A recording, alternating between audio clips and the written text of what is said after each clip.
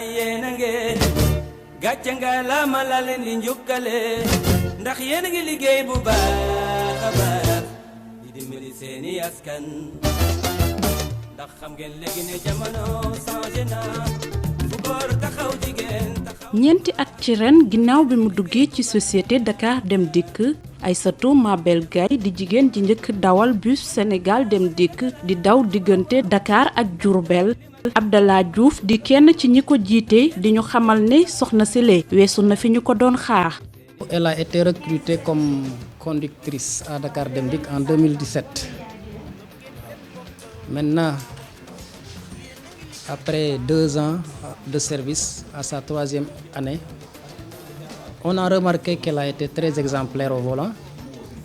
mu ngi doon liggéey bu dal xel kilifa yi tànn ko ci wàllu boobu ngir qualité yooyu indi ko à l'unité de gestion ndax unité bi nekkul mën a dawal rek mooy tax nga ñëw fii mais am na des qualités ay jikko yu rafet yu war a mën a tax ñu boole la ci unité bi.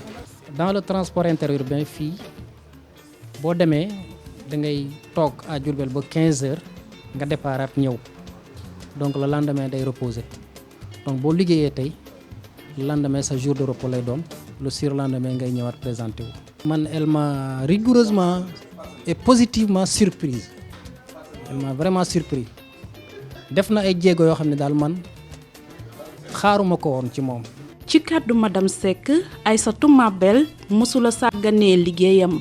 très assidu loolu moom mën naa ko seedeel liggéey bu metti la j'imagine parce que dama xam ne liggéey boo xam ne bi da ngay jóg fajar di nekk ak ñoo xam ne ñi ay góor lañ yow dong nga nekk jigéen ci seen biir waaye nag Aïssatou xam nañ ci moom fulla ak fayda ak jàpp liggéeyam te def ko correctement waaw.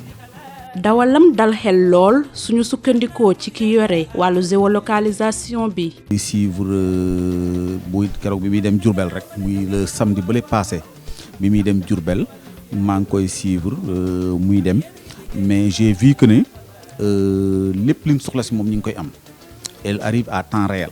waaw Aïssatou moom wax dëgg yàlla liggéeyam li ma siy wax mooy